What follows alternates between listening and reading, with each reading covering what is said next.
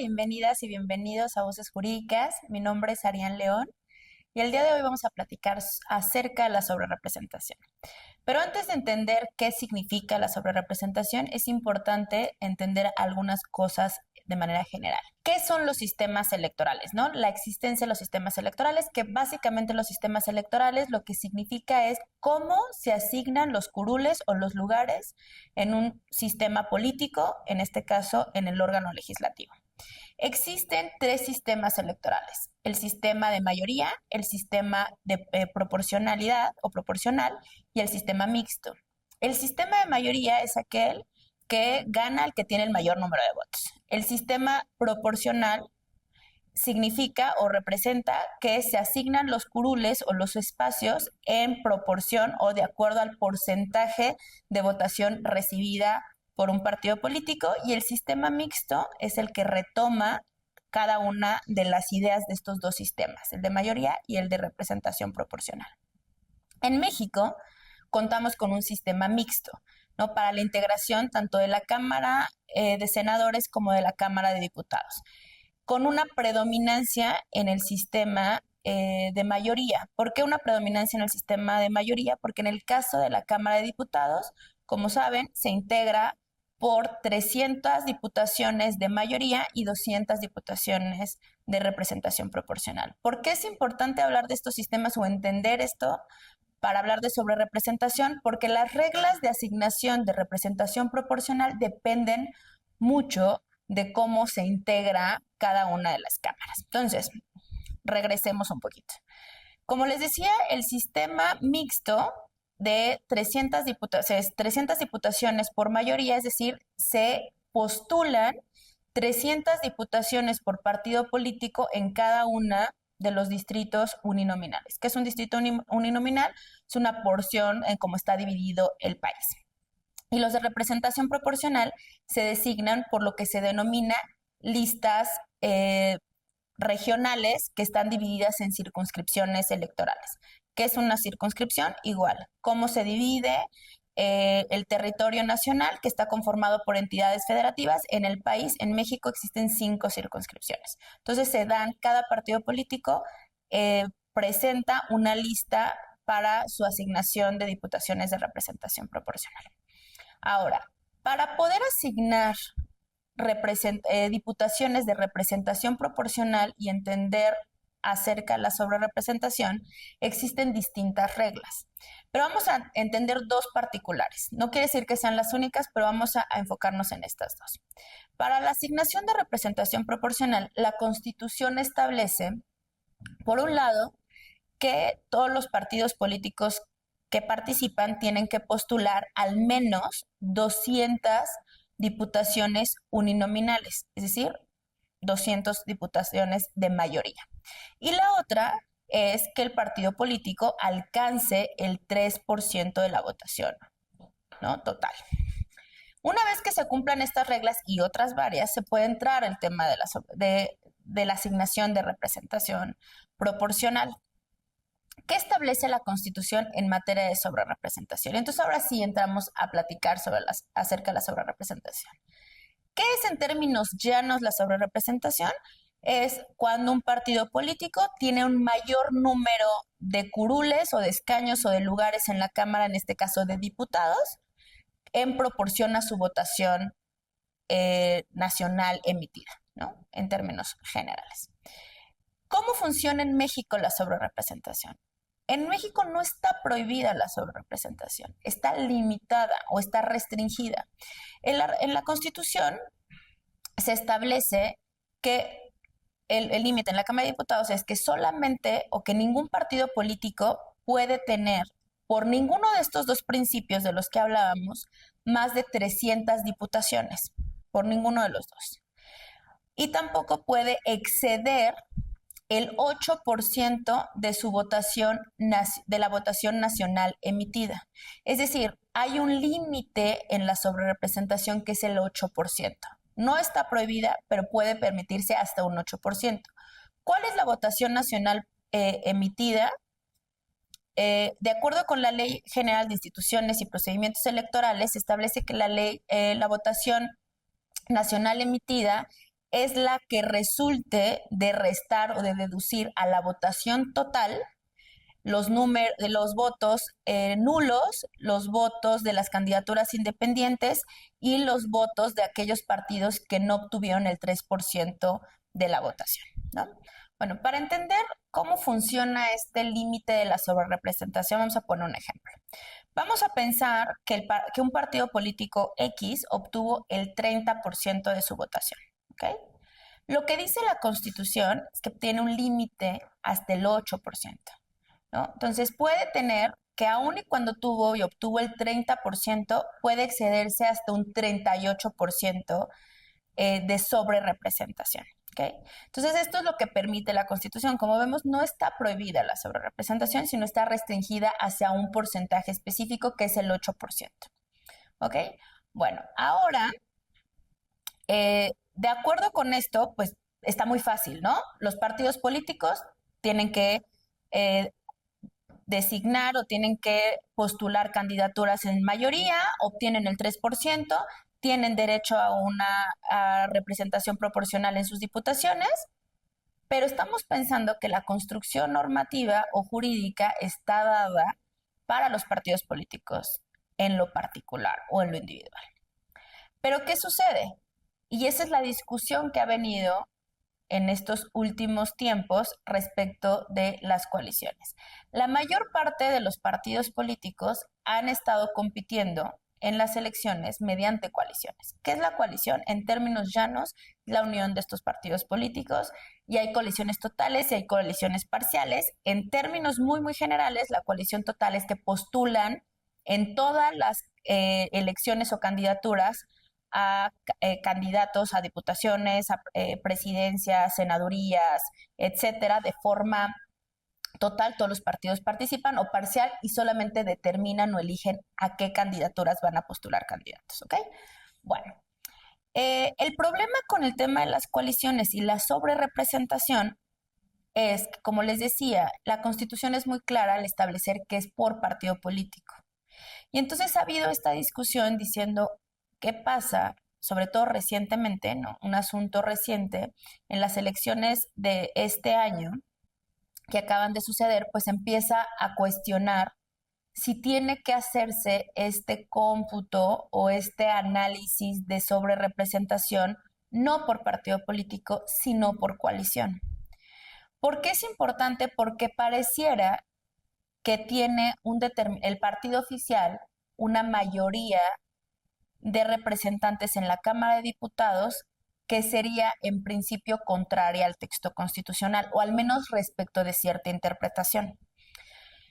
La discusión no ha sido menor porque se estableció cuando el Instituto Nacional Electoral determina o analiza cómo van a estar distribuidas las candidaturas de representación proporcional a la Diputación Federal, pues hay diferentes interpretaciones al texto constitucional. Hay quienes establecen, pues lo claro, ¿no? Una interpretación gramatical del texto constitucional en donde dicen es por partido político. Entonces, si es por partido político, se tiene que dar la asignación de forma individual.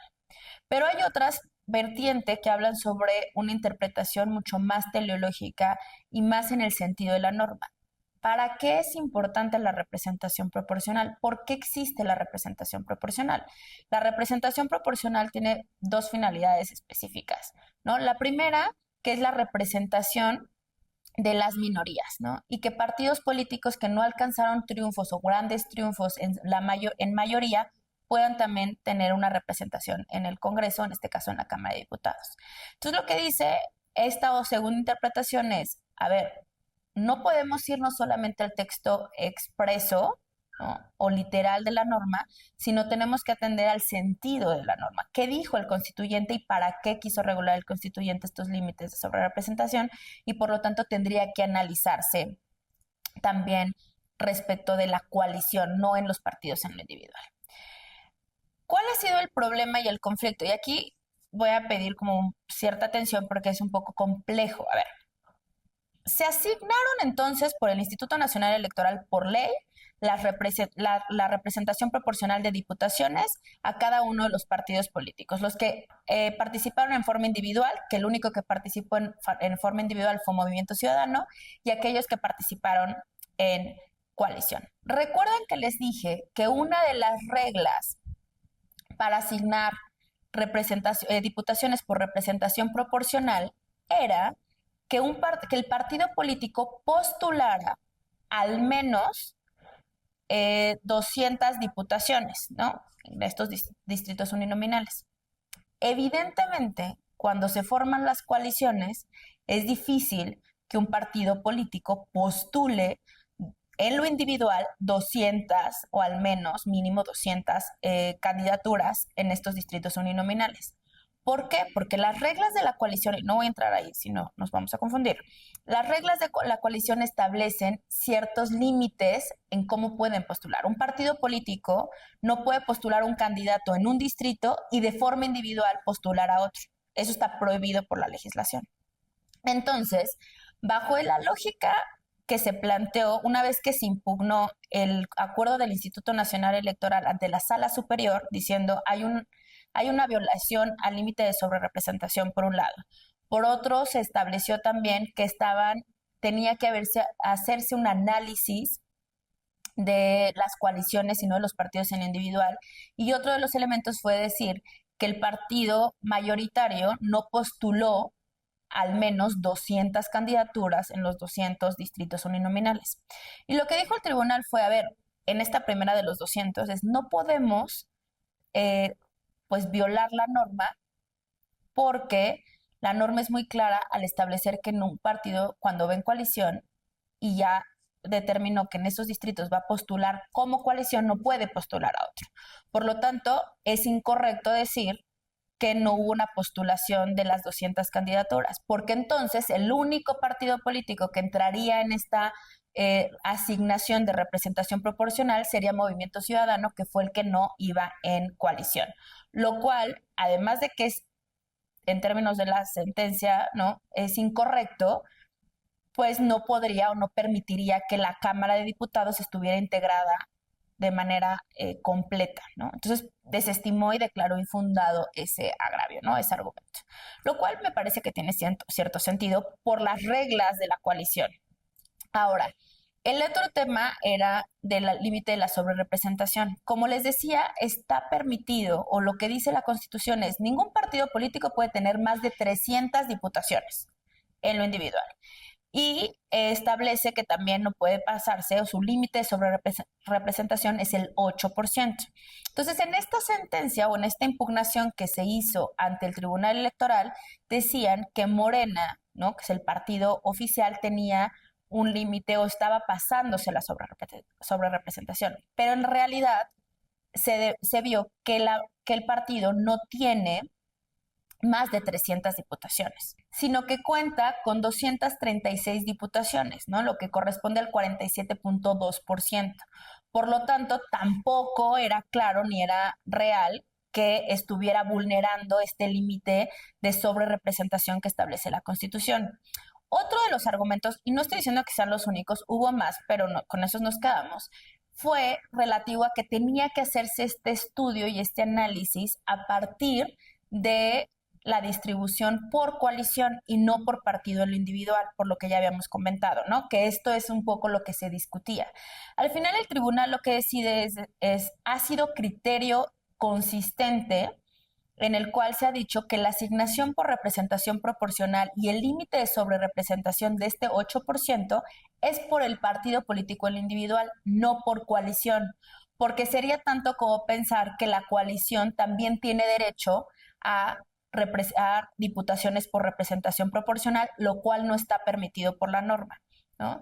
Entonces, al final, la interpretación que hace el Tribunal Electoral y seguida por la interpretación que hizo el INE es una interpretación estrictamente gramatical de la norma, ¿no? No hay, como les digo, hay varias interpretaciones que se le pueden hacer a la misma, no solamente el sentido gramatical, sino teleológico o una interpretación funcional respecto de el parámetro de control de constitucionalidad, ¿no?, de las leyes o de los artículos constitucionales y con la ley electoral. Pero al final el tribunal y el INE se decantan por esta interpretación que ha sido de alguna forma un criterio consistente y coincidente respecto de este. Ahora, antes de ir concluyendo, me interesa señalar qué pasa con la sobrerepresentación en Cámara de Senadores, porque estamos hablando únicamente de la Cámara de Diputados, que tiene reglas muy específicas expresas en la Constitución. Pero la sobrerepresentación en Cámara de Senadores no quiere decir que no exista. Sin embargo, por la forma en la que se eligen las candidaturas a senadurías, por la forma en la que está planteado el sistema, que son representantes a nivel estatal, ¿no? Nacional, ni por circunscripciones ni distritos uninominales, sino más bien la forma en la que se eligen, que son dos de primera mayoría, que son o sea, cada partido político postula y determina o designa los que ganaron, ¿no? Que elige dos de los que ganaron, y otro que se llama primera minoría, que son los que quedan en segundo lugar. Entonces, en Cámara de Senadores, la forma de designación de cada una de las senadurías es distinta como funciona en Cámara de Diputados. No quiere decir que no haya sobrerepresentación, ¿no? Expresa, pero no existen reglas tan claras como sí lo hay para la designación en Cámara de Diputados. Puede haber una sobrerepresentación implícita, pero es mucho más complicado porque la misma forma en la que se designan y se eligen a las diputaciones, tanto de mayoría como de representación proporcional, de alguna forma el propio sistema permite que esté de alguna forma balanceado. Con ello no quiero decir que no haya un número mayor de diputaciones de cierto partido político, perdón, de senadurías de cierto partido político, pero de alguna forma la manera en la que está regulado evita que haya esta problemática como si la hay en Cámara de Diputados, y por eso una regulación tan específica de la sobrerepresentación en la Cámara de Diputados. Y bueno, en conclusión, me parece que este tema sigue siendo algo sumamente importante de continuar en la discusión, no solamente por lo que está pasando actualmente en el país, sino también porque es importante entender las razones jurídicas que han dado los órganos electorales, tanto el Instituto Nacional Electoral como la Sala Superior, con relación a la interpretación de una cláusula o una norma constitucional. Sacando el tema político, me parece que jurídicamente es relevante entender por qué le damos prevalencia a ciertas interpretaciones literales y por qué no le damos prevalencia a otro tipo de interpretaciones. Ahora, no quiere decir que todo esté perdido y que por lo que se dijo el tribunal, en futuras elecciones no pueda haber un cambio de criterio.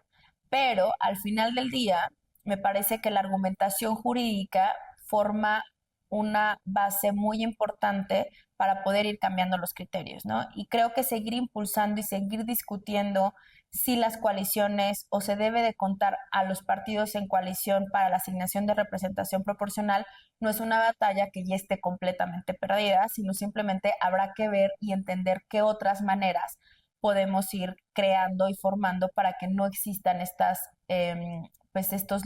que se quede con estas líneas de sobrerepresentación.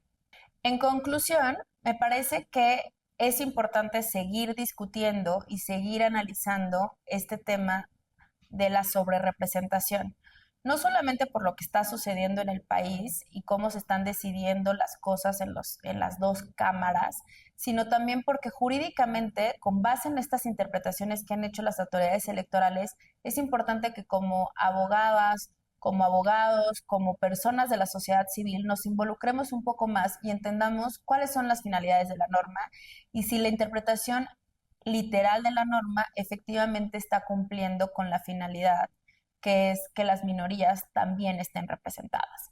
Entonces, sigámoslo discutiendo, sigamos hablando, no hay una respuesta única correcta, sino simplemente la respuesta que esté mejor y mayormente argumentada. Por ahora el criterio es muy claro, que es la designación por partido político, pero eso no quiere decir que en un futuro el Tribunal Electoral o el Instituto Nacional Electoral puedan ir cambiando y evolucionando su interpretación con base en este parámetro de control de regularidad constitucional. Gracias.